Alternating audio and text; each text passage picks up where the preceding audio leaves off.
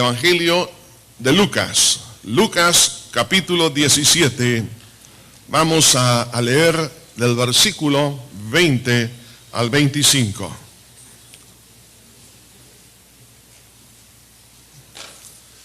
Vamos a leer en Lucas capítulo 17, versículo 20 al 37. Dice así: preguntado por los fariseos cuándo había de venir el reino de Dios, le respondió y dijo: el reino de Dios no vendrá con advertencia, ni dirán, helo aquí o helo allí, porque de aquí el reino de Dios está entre vosotros. Y dijo a sus discípulos: tiempo vendrá cuando desearéis ver uno de los días del Hijo del Hombre, y no lo veréis. Y os dirán, helo aquí o helo allí. No vayáis ni los sigáis, porque como el relámpago que al fulgurar resplandece desde un extremo del cielo hasta el otro, así también será el Hijo del Hombre en su día. Pero primero es necesario que padezca mucho y sea desechado por esta generación. Como fue en los días de Noé, así también será en los días del Hijo del Hombre. Comían, bebían y se casaban y se daban en casamiento hasta el día en que entró Noé en el arca y vino el diluvio y los destruyó a todos. Asimismo, como sucedió en los días de Lot, comían, bebían, compraban, vendían, plantaban, edificaban, mas el día en que Lot salió de Sodoma, llovió del cielo fuego y azufre y los destruyó a todos. Así será el día en que el Hijo del Hombre se manifieste. En aquel día el que esté en la azotea y sus bienes en casa, no descienda a tomarlos, y el que en el campo asimismo no vuelva atrás. Acordaos de la mujer de Lot. Todo el que procure salvar su vida, la perderá, y todo el que la pierda, la salvará. Os digo que en aquella noche estarán dos en una cama, el uno será tomado y el otro será dejado. Dos mujeres estarán moliendo juntas, la una será tomada y la otra dejada. Dos estarán en el campo, el uno será tomado y el otro dejado. Y respondiendo le dijeron: ¿dónde, Señor? Él les dijo: donde estuviera el cuerpo, ahí se juntarán también las águilas. Señor, gracias te damos por tu hermosa y poderosa palabra. Una vez más, Señor, pedimos que tu nombre sea glorificado. Revela, Señor, estas verdades hermosas a nuestro corazón. Ilumínanos, Señor, para entenderlas y aplicarlas. Te pido, Señor, que me ayudes a poder entregar este mensaje para no estorbar en ninguna manera lo que tú quieres hacer en el corazón de todos nosotros. Glorifícate, mi buen pastor, y bendícenos a cada uno de nosotros. En Cristo lo pedimos. Amén y amén. El tema que tengo en esta hora es: Cristo viene. Gloria al Señor. Cristo viene. Algunos realmente no creen que Cristo viene. Otros creen que viene, pero que vendrá pues un tiempo muy lejano. Pero Jesús realmente está a las puertas. Debemos cada uno de nosotros tener siempre esa perspectiva escatológica para que podamos guiar nuestra vida por donde Dios desea. Quiero que en primer lugar, hermanos, analicemos la interrogante que los fariseos le hacen al Señor Jesús. Dice: preguntado por los fariseos ¿cuándo había de venir el reino de Dios? Le respondió y dijo: el reino de Dios no vendrá con advertencia. Pero surge una pregunta: ¿por qué los fariseos hacen esta pregunta escatológica? Siendo ellos unas personas llenas de hipocresía. Normalmente cada vez que los fariseos se acercaban a Cristo, tenían preguntas, pero para poder ver si Jesús cometía un error, para poderlo acusar.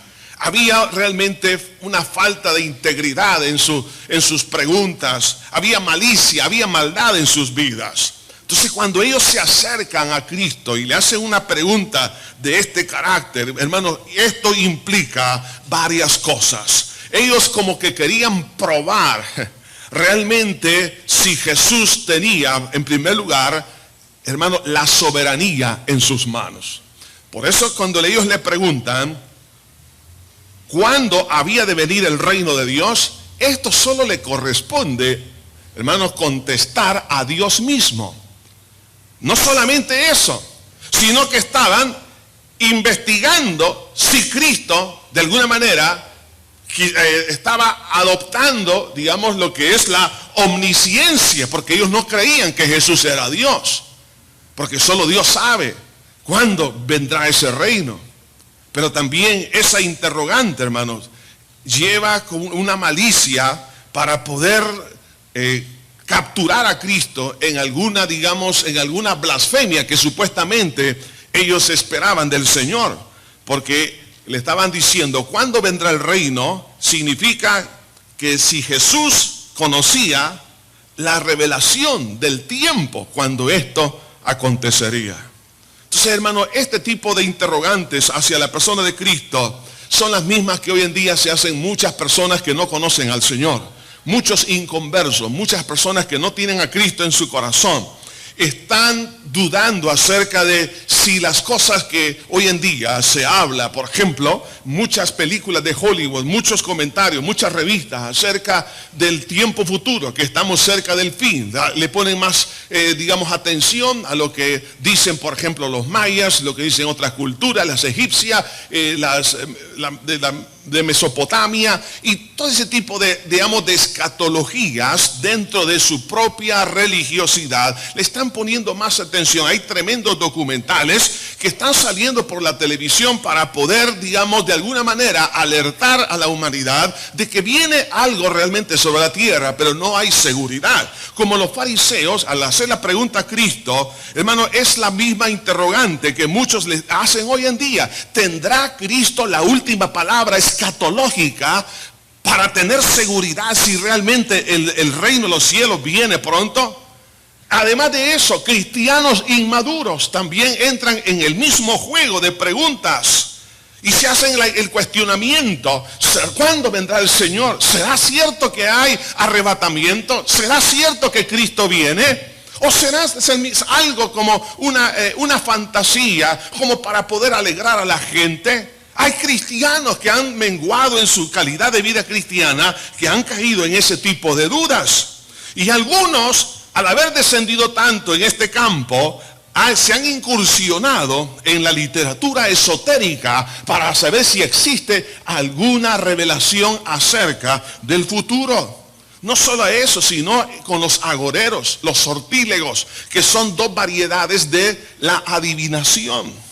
Consultan libros, consultan en la línea psíquica, están ahora, cada vez que se acerca el fin de año, entonces están atentos a lo que dicen los psíquicos en diferentes partes del mundo, los chamanes, para saber si ellos tienen alguna revelación acerca del futuro. Y me quiero decir una cosa: el futuro solamente está en la mano del único soberano, omnisciente, que es nuestro Dios. De ahí nadie, hermano, ni Satanás mismo, ni los demonios. Consultar a los agoreros, a los adivinos, a los sortílegos, es sencillamente consultar a los demonios. Porque estos hombres o mujeres que practican estas cosas consultan a los demonios, y el demonio no sabe realmente las cosas. Y también otros cristianos que han entrado en la duda se han metido aún en el mundo de blasfemias. Entonces, ¿por qué? Porque están ahora con mucha angustia, con mucha desesperación por algún tipo de problemas, y Satanás los tienta para entrar en un mundo realmente tenebroso, oscuro, donde no existe la verdad. Entonces vienen los fariseos al hacerle la pregunta al Señor: ¿cuándo habría de venir el reino de Dios? Si ellos sabían perfectamente que solo Dios tenía esa revelación, se acercan a Cristo con malicia. Sin embargo, ellos no sabían quién estaba enfrente de ellos es el mismo que hizo los cielos y la tierra. Dios hecho carne, Emmanuel, estaba allí. Ahora bien, la perspectiva escatológica del reino de Dios por parte de los fariseos, cuando ellos hacen esta pregunta, ellos en su formación teológica farisaica, en el judaísmo, el reino de los cielos para ellos consistía en que el Mesías conduciría a Israel en un periodo de guerra contra sus enemigos antes del final, y reinaría después de que sus enemigos sean subyugados. O sea, la idea del Mesías era un tipo, un Robin Hood, que iba a levantar las masas de Israel para levantar un ejército y oprimir o vencer a sus enemigos y subyugarlos y luego establecer el reino. Por eso a Jesús no lo aceptaron como Mesías, porque las ideas humanas prevalecían sobre la idea bíblica. Hermano, la idea bíblica, la idea de Dios tiene que prevalecer sobre las ideas humanas. Por eso no recibieron a Cristo, porque no lo veían violento, no lo veían con las armas en las manos. No veían que Jesús estaba dispuesto a hacer lo que ellos creían que así tenía que hacer. Cuando los dogmas, cuando las ideas, cuando las doctrinas de hombres son las que prevalecen sobre la palabra, el hombre se confunde. Y aunque la verdad está enfrente de ellos, no la puede recibir porque ya está condicionado a creer que la mentira es la verdad. Por eso no podían ver a Cristo. Ellos le preguntan a Cristo y no estaban viendo que Dios estaba en Cristo Jesús, por causa de esas ideas. Además, ellos tenían el concepto escatológico acerca del tiempo de ese reino. Ellos creían que iba a ocurrir en un momento desconocido, pero que iba a ocurrir especialmente cuando Israel se arrepintiera. O sea, esa era la idea del momento que el reino se tenía que manifestar dentro de la escatología del judaísmo, especialmente de las escuelas rabínicas de los fariseos. Entonces, entendiendo esto, una vez más para usted y para mí, esto es una enseñanza y un cuidado, una advertencia acerca de las ideas falsas, de los imitadores de la omnisciencia y de la soberanía de Dios, a los cuales tenemos nosotros que tenerlos con mucha reserva. Por eso que algunos han creído que hay otros, digamos, códigos religiosos escatológicos, aparte de la Biblia, que pueden dar algo acerca de la revelación del futuro. Oiga bien, pueden hablar del futuro, pero la verdad del futuro está en la palabra de Dios. No está fuera de las Sagradas Escrituras. Hay, digamos, algunas predicciones de los agoreros, que hoy en día, hermanos, son en grandes cantidades. Pero esos tenemos que rechazarlos porque son imitadores de la omnisciencia y del único que es soberano, que es Dios. O sea, vemos ahí el espíritu de arrogancia queriendo entender el futuro cuando solo Dios lo tiene en sus manos. Y vemos también, hermanos, las malas interpretaciones y las manipulaciones escatológicas por algunos predicadores. Todos nos dimos cuenta en este año que un predicador en los Estados Unidos habló que el fin del mundo sería el 12 de mayo del año 2011. Cuando llegue el 2011, entonces, claro, no fue el fin del mundo, y entonces él dijo, no, la verdad que me equivoqué en los cálculos, y puso el 21 de octubre, pasó el 21 de octubre, y aquí estamos. ¿Qué pasó con ese predicador? En este momento está preso, porque muchas personas, a raíz de al creer esa falsedad, regalaron sus propiedades, vendieron sus propiedades, se quedaron sin nada, y viene la demanda. Algunos, al verse engañados, se suicidaron. ¿Por qué razón? Es porque, perdóneme, hermano, pero somos haraganes para leer la palabra de Dios y no nos gusta leer la palabra. Este es nuestro manual, hermano. Este es el manual de la creación del Creador, hermano, donde usted y yo podemos entender el pensamiento de Dios. Es necesario que escudriñemos la Escritura para no ser engañados. Entonces los fariseos, al hacer esta pregunta al Señor Jesucristo, ellos tenían un concepto escatológico falso. Por eso el Señor Jesucristo le dice con mucha claridad, el reino de Dios no vendrá con advertencia. Así que el único que tiene la prerrogativa para saber con exactitud el futuro es Dios. Esto nos lleva, en segundo lugar, a examinar el tiempo de la manifestación del reino de Dios. La pregunta que le hicieron es, ¿cuándo había de venir el reino de Dios? Habla de tiempo. En Lucas siempre 17:25, dice acá, pero primero es necesario que padezca mucho y sea desechado por esta generación. Jesús se está refiriendo a él mismo, fíjense bien, como la señal del reino. Pero que antes que el reino externo sea establecido, era necesario primero padecer. Entonces el tiempo de la manifestación del reino de Dios lo vemos aquí en dos etapas. Primero es en el pasado, para nosotros, pero en aquel entonces, cuando Jesús dijo estas palabras, el reino de Dios no vendrá con advertencia. Dice en versículo 21, ni dirán, helo aquí o helo allí, porque de aquí el reino de Dios está entre vosotros. Está hablando de un presente, pero para usted y para mí esto es ya un pasado. Es decir, entonces el reino de Dios tiene dos etapas, presente y futuro. Entonces, entendiendo esto, nos ayuda a ver las palabras del Señor Jesús con mucha gratitud, porque Él dice aquí con claridad que el reino de los cielos está entre vosotros, está entre vosotros. ¿Por qué? Porque si el rey estaba presente, el reino estaba presente. ¿Cuándo se inicia este reino? En el nacimiento de nuestro Señor Jesucristo. Cuando Él nace allá en Belén, los magos del oriente hicieron esta pregunta: ¿dónde está el rey de los judíos que ha nacido? Le preguntan a Herodes. Él se sintió envidioso y celoso acerca de eso. Entonces maquinó destruir a ese niño, y por eso hubo la matanza de los niños en la ciudad de Belén. Entonces vemos acá que cuando Jesús dice: oiga, ustedes me están preguntando ¿cuándo será? Es que ya el reino ya está presente. Estamos entonces viendo acá que en ese momento, hermano, el reino entró sin protocolo, sin mayor anuncio, pero ya estaba presente. Entonces vemos aquí que el Señor Jesucristo, en el momento que Él nace, se introduce ese reino. Además se establece a través de su ministerio, de su muerte, su resurrección, ascensión y su retorno. Por eso vemos acá que dice el Señor en el versículo 25, pero era primero necesario que padezca mucho y sea desechado por esta generación, porque parte de la primera etapa de ese reino era necesario que Cristo nos redimiese, es decir, de nuestros pecados, porque el reino primeramente es espiritual. Tiene que ver con la salvación de nuestra alma, la salvación de nuestra vida. Entonces, por eso vemos, hermano, cómo el Señor Jesucristo, a través de su ministerio, demostró que el reino estaba presente.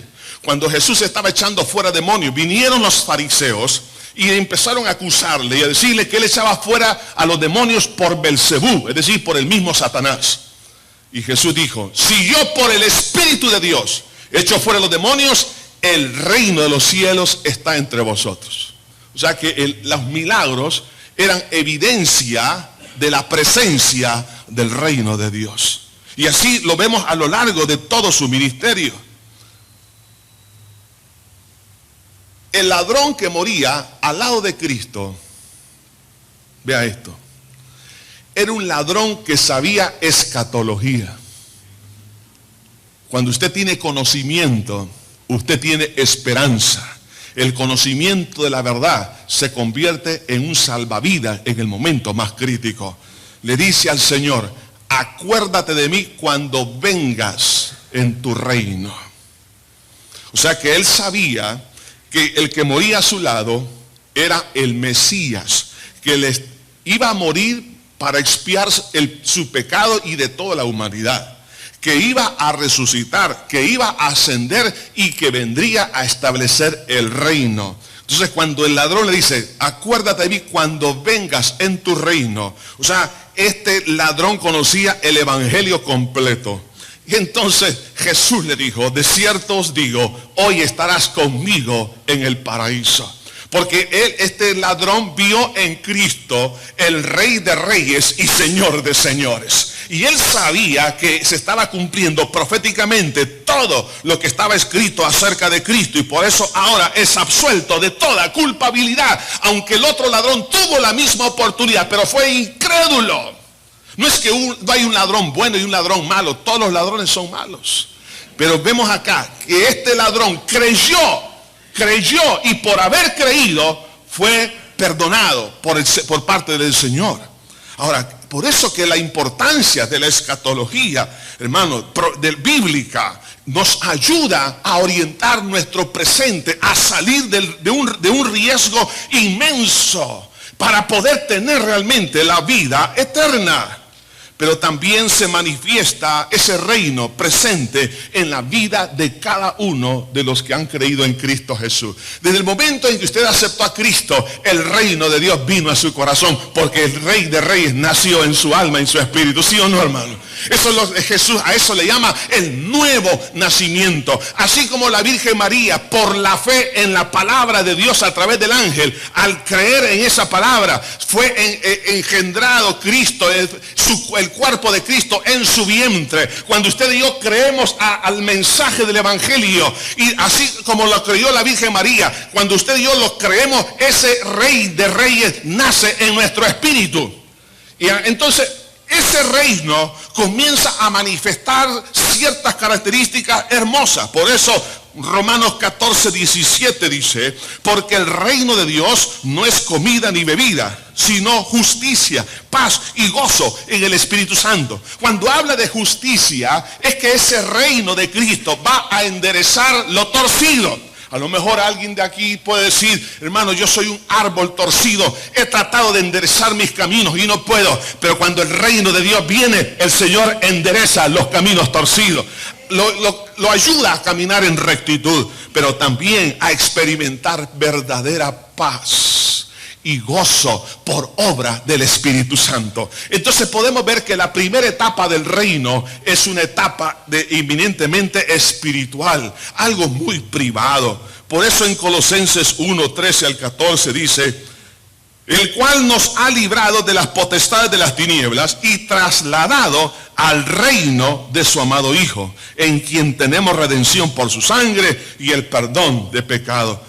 Cuando usted y yo aceptamos a Cristo, hubo un traslado espiritual, no físico, de nuestra vida. Antes estábamos bajo el gobierno de Satanás, pero ahora somos gobernados por el Señor Jesucristo.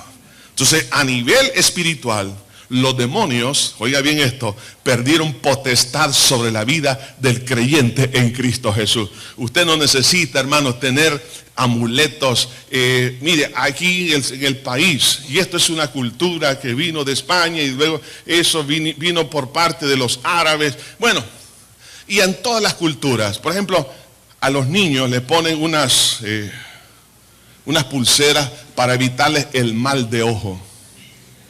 ¿Sí o no? Yo no sé cuántas madres que están aquí han hecho eso para protegerlo del mal de ojo. Y eso es un fetichismo. Eso es, hermano, es una práctica, digamos, esotérica, pero no tiene nada que ver, porque quieren protegerse de los malos espíritus. En distintas culturas, hermano, ponen ciertos objetos que se mueven con el viento para espantar los malos espíritus. Ponen esto. Cuando usted tiene a Cristo, espanta a los demonios, hermano, de su vida. Es Cristo el que hace que esos demonios huyan. ¿Me entiende? Ay, no, dice alguien, es que yo para protegerme ando con una magnífica, ando con una medalla, ando con esto. Ande con Jesucristo en su alma. Eso es porque los demonios no pueden hacer acto de presencia donde está Cristo Jesús gobernando. Si Jesús es el rey de su vida, ahí está entonces la paz y el gobierno del Espíritu, ahí está. ¿Por qué? Porque nos trasladó del reino de las tinieblas al reino de su amado Hijo. Por eso que en la primera etapa del reino es espiritual. Por eso Jesús le dijo a los fariseos: el reino de los cielos está entre vosotros. O sea, ya estaba presente, porque Jesús ya estaba presente. Pero viene la segunda etapa. La primera vino sin protocolo. La segunda etapa viene con una manifestación pública con gran gloria repentinamente. Versículo 22 dice: y dijo a sus discípulos, ahora ya no se dirigió a los fariseos, le dijo a sus discípulos: tiempo vendrá cuando desearéis ver uno de los días del Hijo del Hombre y no lo veréis. Y os dirán: helo aquí o helo allí, no vayáis ni lo sigáis. Porque como el relámpago que al fulgurar resplandece desde un extremo del cielo hasta el otro, así también será el Hijo del Hombre en su día. Pero primero es necesario que padezca mucho y sea desechado por esta generación. Entonces vemos acá que así como los relámpagos, los rayos iluminan el cielo de un extremo al otro, Así será, dice el Señor, su venida. Es decir, que va a ser de una manera repentina, pero también tan pública y que toda la tierra lo ha de conocer. Por eso que siempre en Lucas capítulo 21, pero el versículo 31 dice la palabra: así también vosotros, cuando veáis que suceden estas cosas, sabed que está cerca el reino de Dios. ¿Qué cosa? Cuando estemos viendo el cumplimiento profético, es decir, esas señales, empezamos a ver, hermanos, cumplidas en esta tierra, el reino de los cielos está cerca. Ahora, ¿por qué es importante, hermanos, tener esa perspectiva escatológica del reino de los cielos, el reino de Dios sobre nuestra vida? Porque orienta nuestra vida en el presente. Dice Hebreos capítulo 12, versículo 28, así que, recibiendo nosotros un reino inconmovible, retengamos, dice, tengamos gratitud y mediante ella sirvamos a Dios agradándole con temor y reverencia. Note bien esto. Si tenemos esta esperanza de un reino inconmovible, tengamos gratitud. Hermano, es importante vivir agradecidos con Dios. Y no solo eso, sino que tenemos que servir a Dios en esta tierra, pero también agradándole con temor y temblor. Entonces, el tener esa perspectiva de que Cristo viene pronto, me sirve a mi vida como una brújula y un mapa para orientar mis actividades presentes. Si yo no tengo esa perspectiva escatológica, me voy a desviar en mis propias decisiones, mis deseos me van a engañar, porque mis deseos se convertirán en mi propia brújula, los deseos del mundo, todo, hermano, va a tratar de manipularnos. Sin embargo, si yo estoy consciente que Cristo viene pronto, entonces podemos nosotros, delante del Señor, gozar de decir: gracias, Señor, porque me está orientando, me está dando el rumbo a mi vida.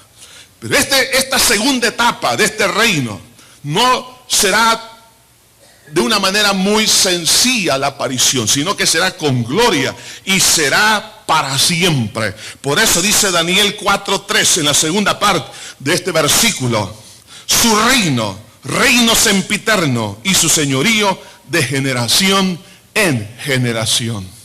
Qué interesante. Este reino va a perdurar para siempre. Nadie va a poder romper su estructura, pero también será sorpresivo y no habrá tiempo para reaccionar. Cuando este reino aparezca, no habrá tiempo para poder tomar decisiones, porque será en un momento, en un instante. Por eso que el versículo 27 y 28 usa aquí el Señor dos ejemplos históricos que fueron en una forma repentina. Dicen, comenzando con el versículo 26, como fue en los días de Noé, así también será en los días del Hijo del Hombre.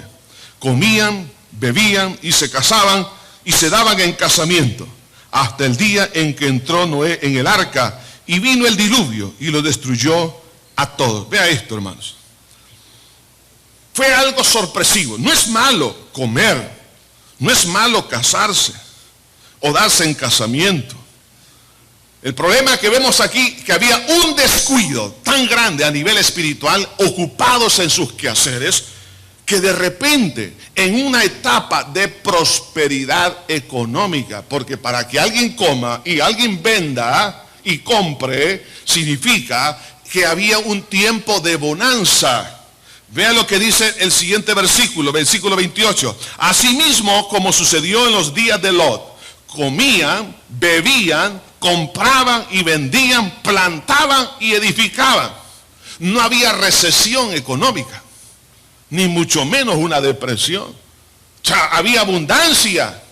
Aparte de que había abundancia financiera y una estabilidad económica, la gente de Sodoma y de Gomorra, donde vivía Lot, vivían en sus bacanales, en sus perversiones sexuales, en derramamiento de sangre.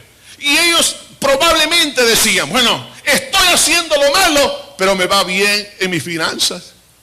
Me voy a casar.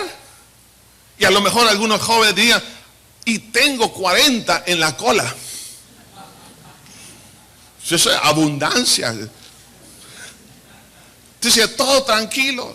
Así hay personas hoy en día que dicen, ¿pero por qué? Yo estoy bien con Dios, tengo salud, me acabo de hacer un chequeo médico y el médico me ha dicho que soy un relojito suizo. Todo está bien. Económicamente, cada vez tengo más negocios y comienzo a prosperar. Como estoy comiendo, estoy bebiendo, me emborracho y nada me pasa. Estoy tranquilo. Sí, tengo estas cosas, pero yo creo que Dios me bendice. Así estaban los de Sodoma y Gomorra, tranquilos, diciendo, no, si Dios se hace del ojo pacho, Él nunca va a emitir juicios, porque Dios es amor. Sí, es cierto, Dios es amor, pero viene el día en que el Señor va a tener que ser justo. Y la justicia retributiva tiene que ser dada, porque si no, Dios sería injusto. Normalmente nosotros queremos la justicia retributiva, que Dios me dé bendiciones, lo que a mí me pertenece. ¿Ah? Pero cuando venga el momento de hacer una retribución, hermano, y solo queremos la parte remunerativa, pero cuando venga una retribución de acuerdo a lo que nosotros hemos sembrado, entonces ahí decimos, no, Dios no puede ser. Sin embargo, aquí dice que en el tiempo de Noé, Dios le dio tiempo para poder rectificar sus caminos. Les iba bien, se estaban casando, se daban en casamiento, la prosperidad económica de las ciudades era tremenda.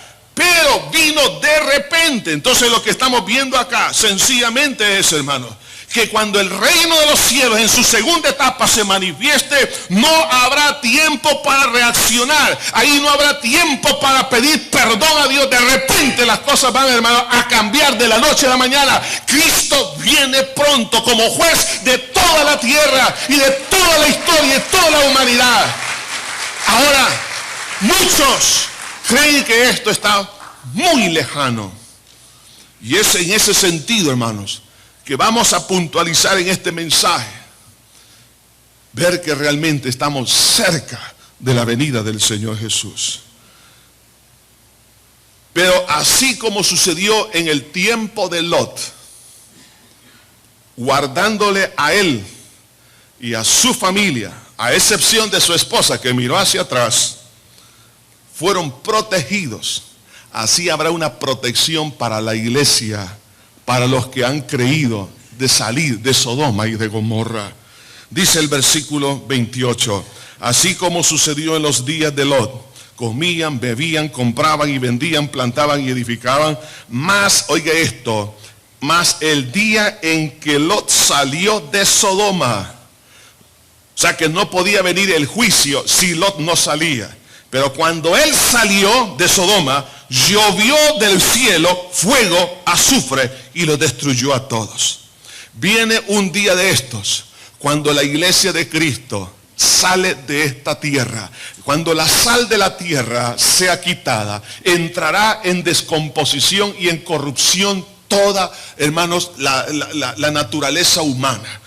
Entonces, cuando la iglesia, hermanos, sea arrebatada, de la cual el Señor Jesucristo nos habla un poco más adelante, pero también el apóstol Pablo nos dice en 1 Corintios capítulo 15, dice que a la final trompeta los muertos en Cristo resucitarán primero, luego nosotros los que vivimos seremos transformados en un abrir y cerrar de ojos. Lo dice 1 Tesalonicenses capítulo 4, también, hermano, el versículo 13 al 18. La palabra de Dios nos habla que cuando la iglesia, oiga esto, cuando la iglesia salga de esta tierra, comienza uno de los periodos de mayor juicio sobre la faz de la tierra. Los juicios que cayeron en el tiempo de Noé y en el tiempo de Sodoma y de Gomorra no serán testigos en comparación a lo que ha de venir sobre esta tierra.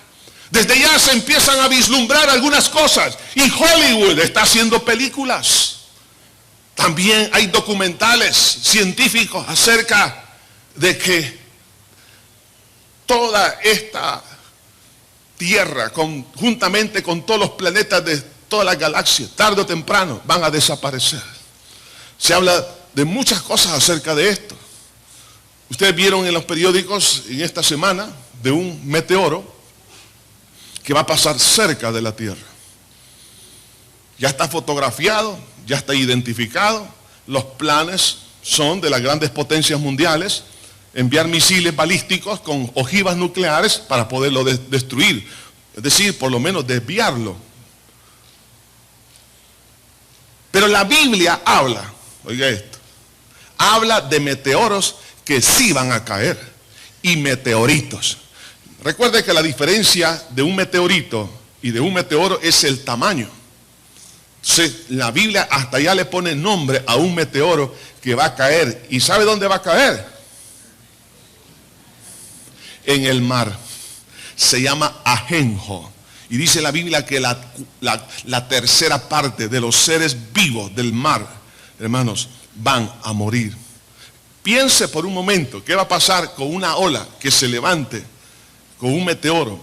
Los 30 metros que se levantó la ola del tsunami allá en Indonesia.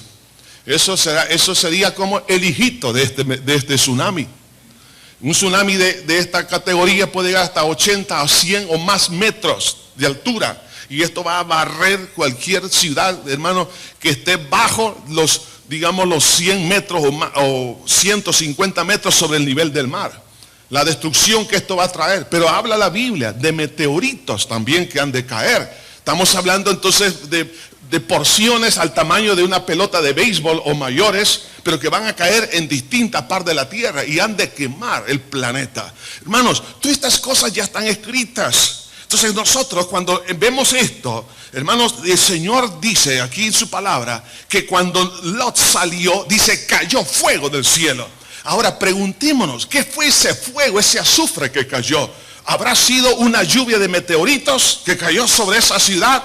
Eso no es extraño, ha sucedido a lo largo de la historia. Hermano, estamos cerca de la venida del Señor, pero el Señor va a protegerlo mientras usted esté fuera del alcance de su juicio. Entonces cuando vemos aquí la pregunta que le hacen los fariseos, ¿cuándo será el reino? En primer lugar, Jesús le habla del reino presente y le habla del reino futuro. Ahora, entendiendo entonces este panorama, hay una recomendación por parte del Señor en el versículo 31.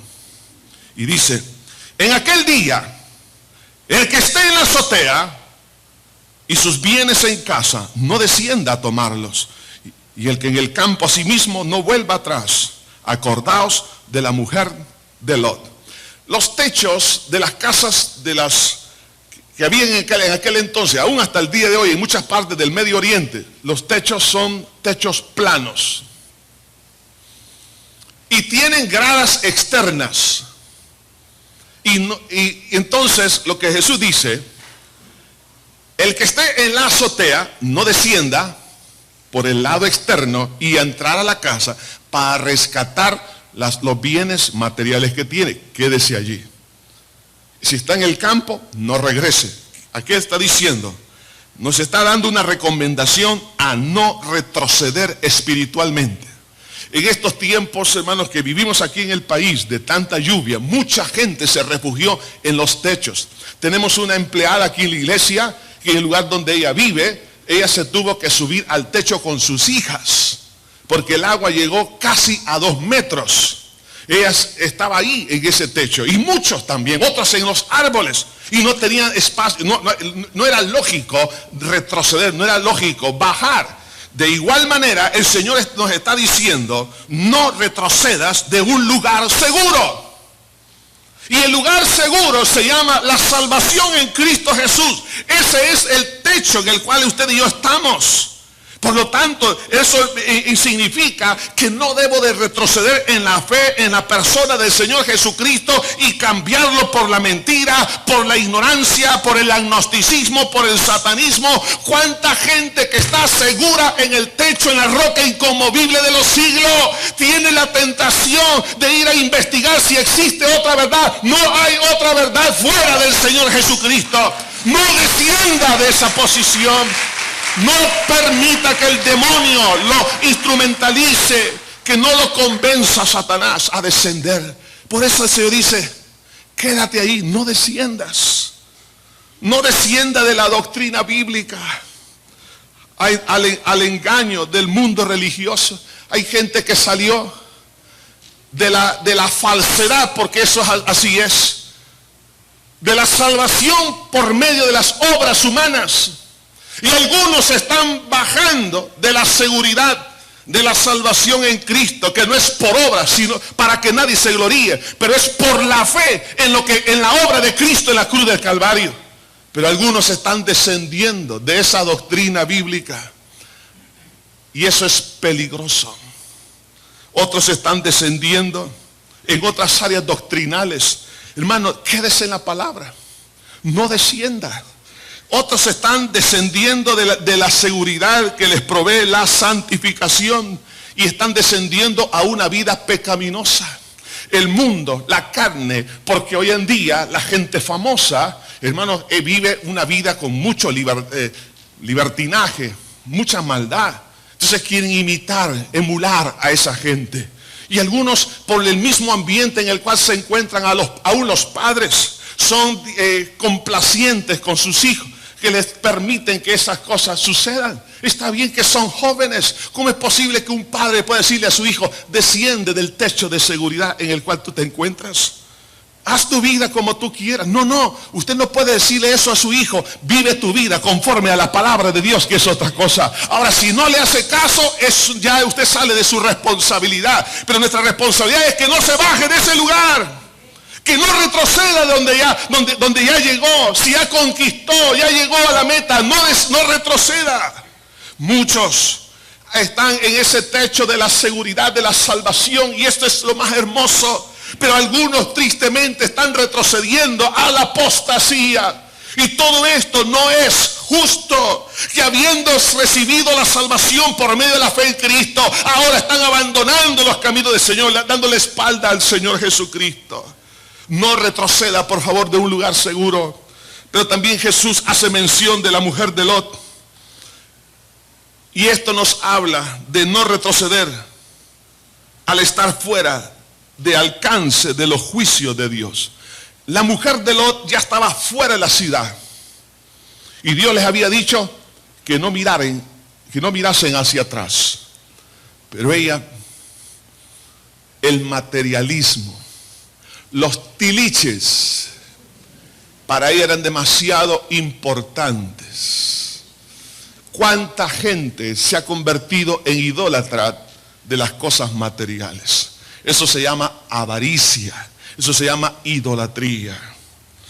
Y algunos, habiendo escapado del radio de los juicios de Dios, retroceden de la gracia. Por gracia hemos sido salvos. ¿Sabe que usted y yo somos más valiosos que todas las cosas materiales que Dios mismo nos ha dado? Hermano, nosotros valemos la sangre de Cristo. Pero esta mujer, a raíz del materialismo, estaba valorizando más las cosas que su propia vida. Por eso prefirió ella morirse, porque su ídolo le exigía sacrificio. Cuando usted no permite que la gracia de Dios comience a fluir de una manera importante, usted va a permitir que los ídolos de esta tierra lo amarren. Y esto, por eso la exhortación del Señor dice con mucha claridad: acordaos de la mujer de Lot, porque ella, al poner sus ojos en las cosas materiales, se olvidó básicamente de lo más valioso. Lo más valioso es nuestra salvación. El día que usted y yo muramos, hermano, aquí se va a quedar todas estas cosas.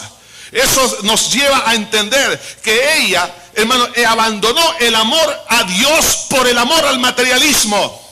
La Biblia dice en Colosenses 3:5 que la avaricia es idolatría.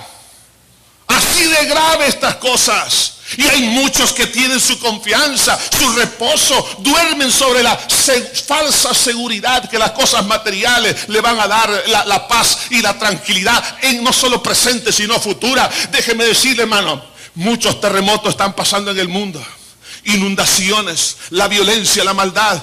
Todas estas cosas que están en esta tierra, hermanos, en un momento dado pueden desaparecer, pero Cristo no puede desaparecer de la escena de nuestra vida. Por eso no tenemos que adorar, no tenemos que amar las cosas.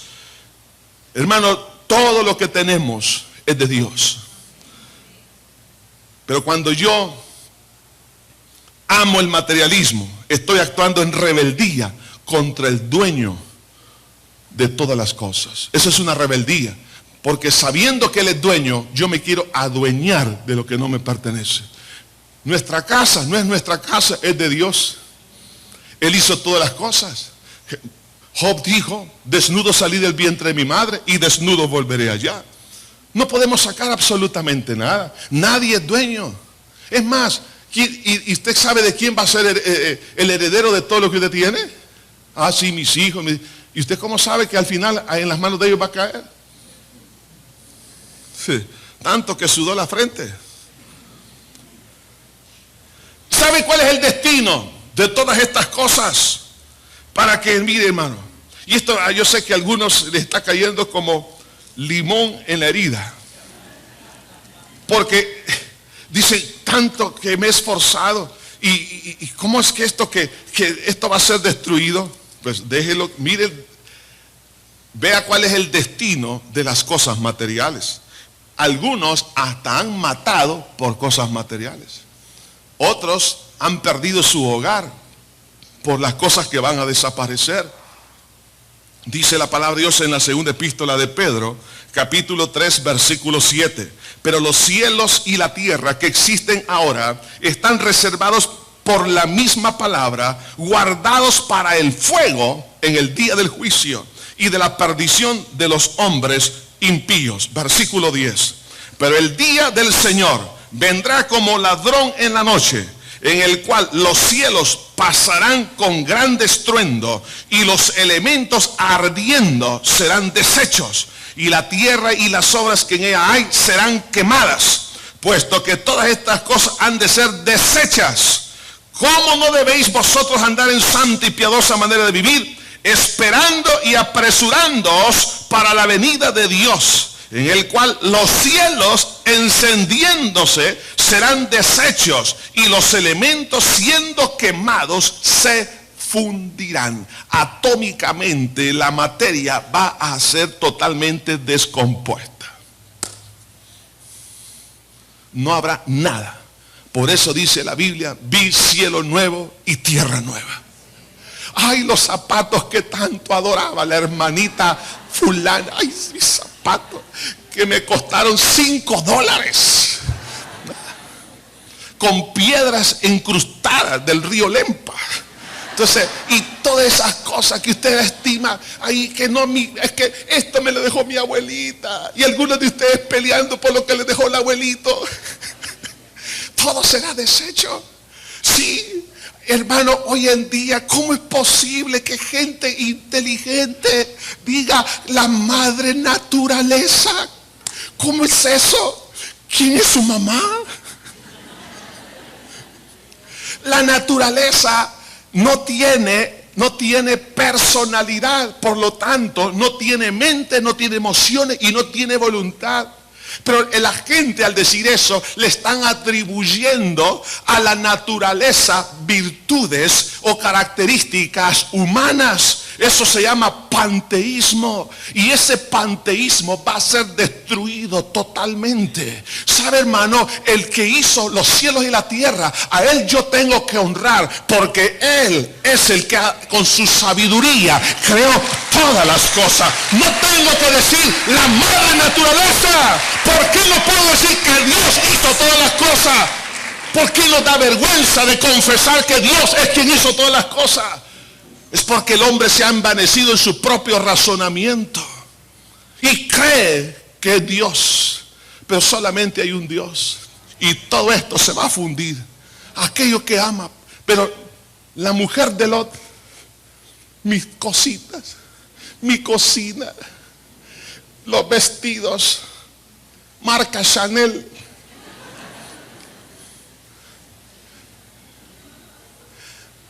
la cartera del cuartelón,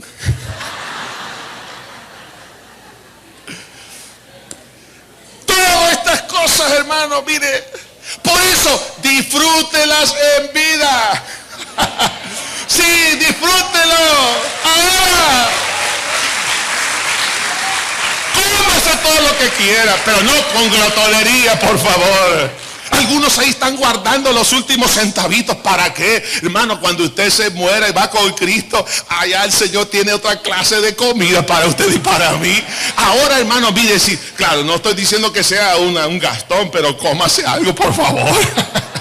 Sí, hermano, porque esto va a disfrute, diga gracias por esta casa. Pero un día, mire ve esa casa, un día los elementos ardiendo serán fundidos. Estructuralmente, hermano, los átomos, hermano, los electrones, todos los protones, todo lo que está ahí compuesto en el átomo, eso va, hermano, va a explotar como una bola, hermano, que va a desaparecer y básicamente va a quedar como una especie de agujero negro. ¿Dónde está entonces, hermano, el ídolo por el cual se derramó la sangre? Por el oro, por el petróleo, por las propiedades, por robarse un pedazo de tierra que no les pertenece. Todo esto va a desaparecer. Mucha gente por la idolatría, como esta mujer de Lot, ahora están en la cárcel por estafadores, porque han robado. Otros están enterrados. ¿Por qué? Porque miraron hacia atrás. Hermano, suelte esa idolatría, porque Jesucristo viene pronto. No permita que las cosas materiales lo arrojen al infierno. Pero viene entonces algo más que menciona el Señor Jesús en el versículo 34. Pero os digo que en aquella noche estarán dos en una cama, el uno será tomado y el otro dejado. Pregúntele a su esposo, ¿vas a ser vos o soy yo? Espero que sea su esposo. Dos mujeres estarán moliendo juntas. La una será tomada y la otra dejada. Dos estarán en el campo. El uno será tomado y el otro dejado.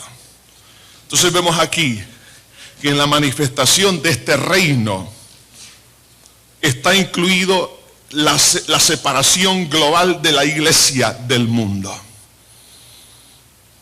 Viene el momento cuando Jesús viene por su novia. ¿Qué significa esta separación? En primer lugar, implica que es el desarrollo de la segunda parte de la adopción de la iglesia. Las costumbres dentro de las leyes romanas, el sistema de adopción se hacía en primer lugar, privada. Por ejemplo, venía la pareja que iba a adoptar un niño y los padres que iban a entregar a su hijito, lo iban a dar en adopción. Se hacía un escrito, pero eso era en una forma privada entre las familias. Pero luego, públicamente, las autoridades romanas, en una fecha específica, declaraban públicamente esa adopción, teniendo presentes a los padres adoptivos como a los padres o a la madre, o sea, según el caso que estaba dando en adopción. Se leía el documento legal de la adopción. Entonces, la adopción tenía dos momentos, uno privado y otro público. Cuando usted y yo aceptamos a Cristo, nosotros recibimos una adopción privada, porque es algo entre Dios y yo. Eso es el evangelio, ¿me entiende? El reino de Dios viene a mi corazón. Yo no puedo testificar de usted, pero puedo hablar de mí.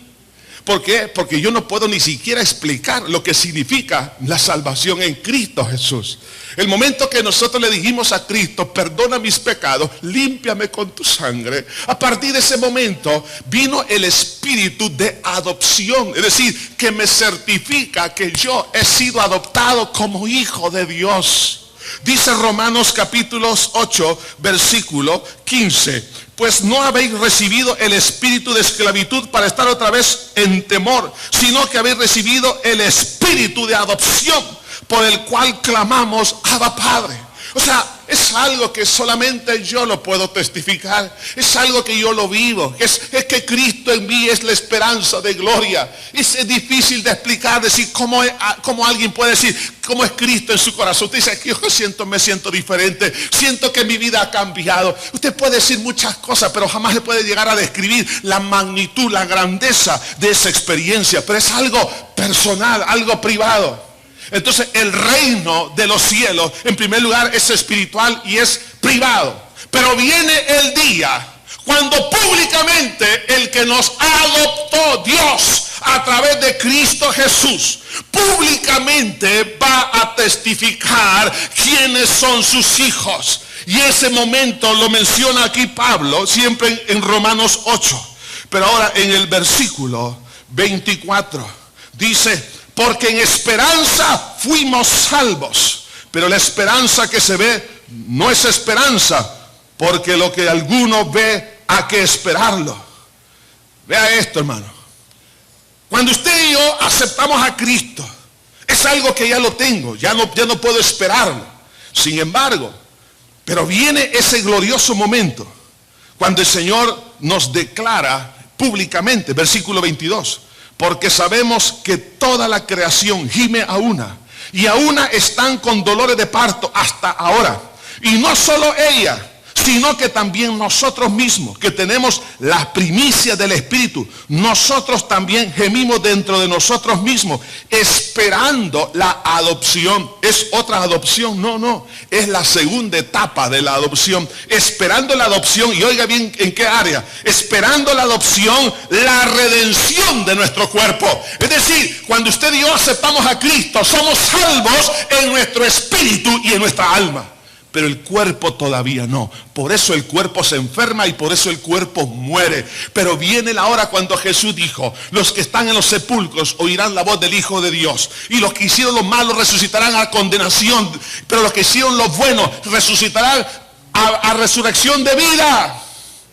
Viene el momento, hermanos, cuando los muertos en Cristo resucitarán primero, luego nosotros seremos transformados en un abrir y cerrar de ojos. En ese entonces nuestro cuerpo físico será transformado, será redimido, y públicamente Dios va a testificar abriendo los sepulcros de los hijos de Dios, y los que viven van a desaparecer de esta tierra, porque Cristo viene por aquellos que le recibieron en su corazón. Entonces esa adopción privada y pública, la pública estamos ahora por esperarla. El punto es que tan cerca está esa adopción, esa promesa. El apóstol Pablo, escribiendo a Tito en capítulo 2 versículo 13, le llama la esperanza bienaventurada. En 1 Tesalonicenses 4, 13 al 18 le llama básicamente la esperanza alentadora. Esa esperanza en 1 Juan 3:3 es la esperanza purificadora, y será un acto selectivo por nuestra elección en Cristo Jesús. Cuando usted y yo aceptamos a Cristo, en ese momento esa elección de Cristo a mi vida, esa va a determinar que un día Dios entonces me va a elegir a mí también.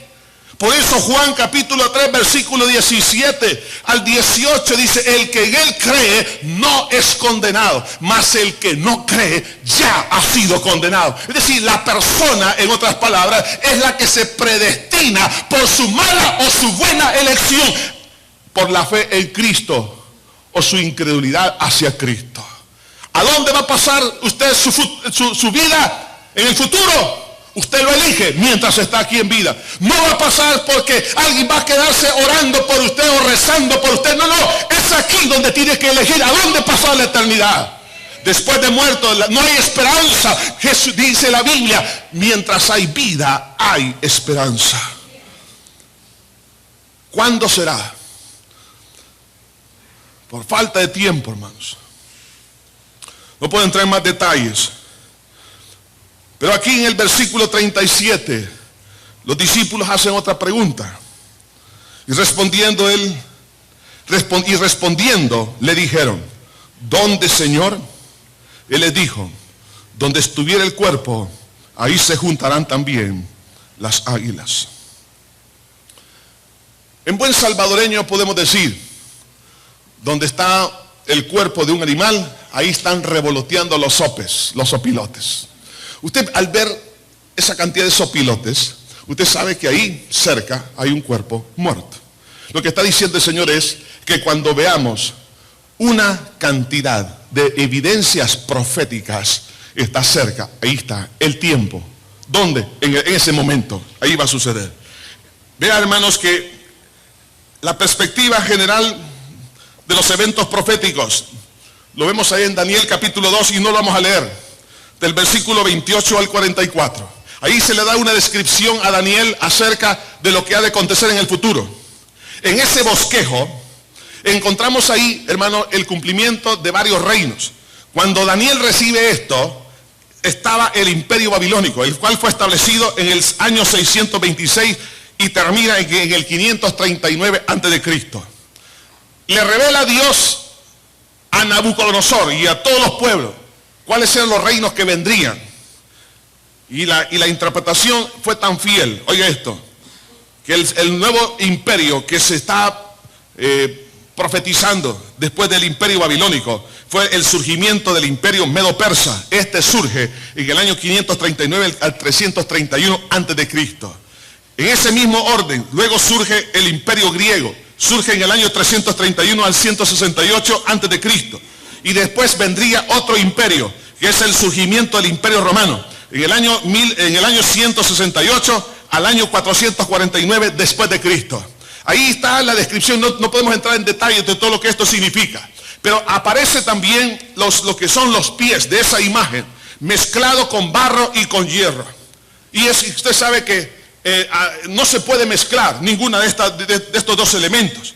Eso significa que los 10 dedos significan 10 reyes y 10 reinos que se van a unir así en alianzas, pero va a ser una alianza, hermanos, más digamos plástica que real, porque no, así como el barro y el hierro no se mezclan, sino que esas alianzas tienen una gran debilidad. Pero en el tiempo de ese reino aparece una piedra no cortada con mano de hombre que viene del cielo y pega en los pies de esa imagen, y desaparece esa imagen y se establece un reino. Esa piedra no cortada con mano de hombre es el reino de Dios. Es decir, que en el tiempo de la aparición de ese reino de 10 dedos aparecerá el reino del Señor Jesucristo. Y ahora vengo entonces a hacer una interrogante acerca de lo que está pasando en este momento en Europa. Hay más de 24 naciones que están unidas dentro de la comunidad europea. Mi pregunta es, si después de esta crisis van a quedar los 10 dedos, ponga atención a esto. Si llegan a quedar 10 naciones, empiezan a expulsar, aunque ya se dijo, entre ellos Grecia, y así van a empezar a ser selectivos. Llegan a quedar 10, yo no estoy asegurando que eso va a pasar en este momento, pero si sucede, prepare sus maletas.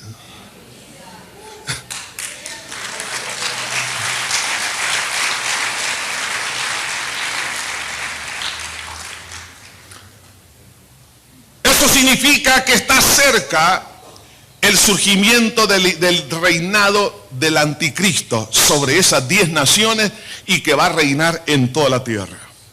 A raíz de la crisis económica a nivel global, y que es algo que está poniendo tanta inestabilidad, la parte política, la militar, la financiera, económica, de salud, todo. Entonces, hermano, a raíz de esto han surgido algunas ideas, hay algunas propuestas. Le voy a leer una de ellas. El 16 de junio del año 2009, el presidente de Francia, Nicolas Sarkozy, hizo un llamado a establecer un nuevo orden social mundial y a no repetir los errores del pasado, aquellos de un capitalismo que se volvió loco a fuerza de no someterse a ninguna regla. Eso lo dijo este presidente. En el mes de septiembre de ese mismo año, la ONU dijo esto: acaba de proponerse el camino más radical en los mercados financieros del mundo desde el advenimiento del mismo capitalismo. Una propuesta para la creación de una moneda única, universal para todos. Según la fuente, potencias como la India, Brasil, China, Rusia están entre las naciones que apoyan una moneda universal. La propuesta fue hecha recientemente en Ginebra, en la conferencia de las Naciones Unidas sobre el intercambio y desarrollo. Las razones que ellos dieron fueron estas. La idea es que una sola moneda estabilice los mercados mundiales, evitando problemas inflacionarios, el crecimiento de grandes déficits y otros problemas relacionados al tener que lidiar con intercambios monetarios.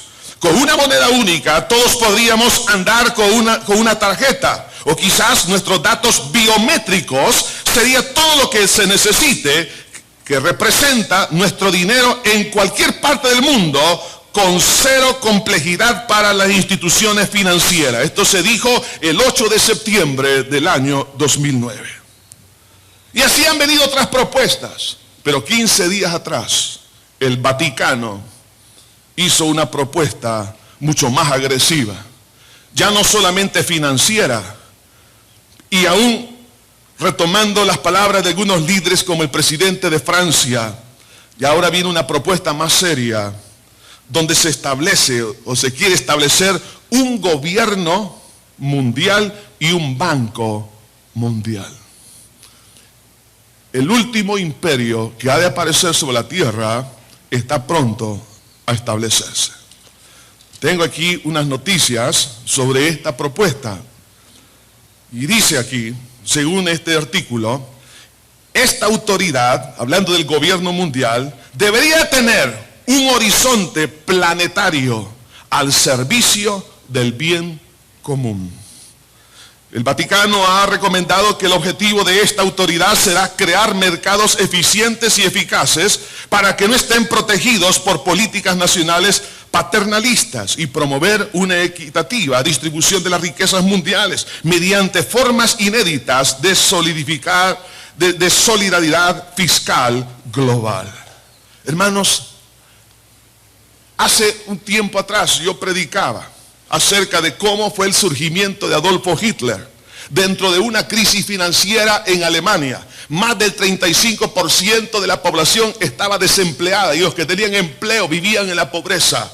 Adolfo Hitler se levanta como un mesías financiero y económico para levantar a la nación, pero luego eso se transforma en algo eminentemente político y lleva al mundo básicamente a una guerra. Hermanos, así van a aparecer una serie de medidas políticas, hermanos, económicas para poder atraer a la gente y que se pueda unir a un imperio. Pero déjeme decirle esto si es así, estamos más cerca de la venida del Señor. Porque cuando en el tiempo de estos reyes aparezca, hermano, el anticristo, entonces Cristo viene por segunda vez, en primer lugar, viene por su iglesia. Los que están en una cama, uno será tomado y otro será dejado. Y cuando la iglesia salga, entonces así como cayeron los juicios sobre Sodoma y Gomorra, así van a empezar a caer sobre la faz de esta tierra. En otras palabras, antes que este imperio se establezca en toda su majestad, en la iglesia va a desaparecer de la tierra. Hermanos, como Jesús lo dijo ahí claramente, donde estuviera el cuerpo, ahí se juntarán también las águilas. Está la otra evidencia de la apostasía, el incremento de la maldad, el incremento de la inmoralidad. Escuchaba una noticia que para el mes de enero o febrero del próximo año en la ciudad de Nueva York se le va a enseñar a los niños todo lo que es acerca de la sexualidad, incluyendo, según lo que yo escuché, que puede haber relaciones con animales. Esas prácticas son las que se daban en Sodoma y Gomorra, como fue en los días de Sodoma y Gomorra. Políticamente están siendo respaldadas estas cosas. Hermano, estamos cerca de la venida del Señor Jesucristo. Cristo viene. Por lo tanto, oiga, que nos oriente esto, nuestro caminar presente. ¿Qué tengo que hacer? ¿Cómo tengo que conducirme en esta vida? ¿Qué, hermano, debemos de servir con gozo y con paz? El diablo va a tratar de que usted y yo ya no sigamos adelante, pero que la gracia de Dios nos tome y nos empuje a seguir haciendo la obra del Señor. Hermano, es tiempo de no retroceder. No retroceda, por favor, por nada. Aunque se esté muriendo de dolor, siga adelante, porque al final del camino está Cristo esperándole a todos sus valientes. El Señor Señor está a las puertas. Gracias, Señor, por toda tu misericordia. Bendice tu iglesia. Llena, oh Dios, de esperanza el corazón. Sobre todo que haya rectificación. Rectificación en la vida, oh Dios.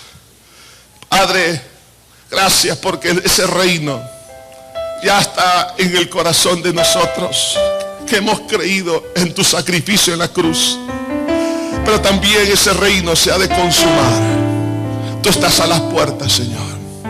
Señor, te pido que cada uno analice lo que está haciendo y lo que va a hacer, y que lo hagamos, Señor, de acuerdo a las normas de tu santa palabra. Bendice tu iglesia. Prepáranos para el encuentro contigo, Señor. Prepáranos para el encuentro contigo, Señor. Desde ya, gracias. Gracias en Cristo Jesús. Amén y amén. Que Dios me los bendiga, mis hermanos.